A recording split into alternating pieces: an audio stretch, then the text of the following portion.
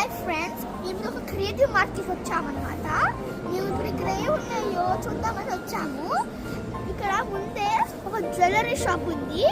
నాకును మా తమ్ముడు సమన్విత్కి ఈ ఇయర్ రింగ్స్ ఆ అమ్మాయి నాకు ఇచ్చింది. నాకు చాలా నచ్చింది. We are so happy.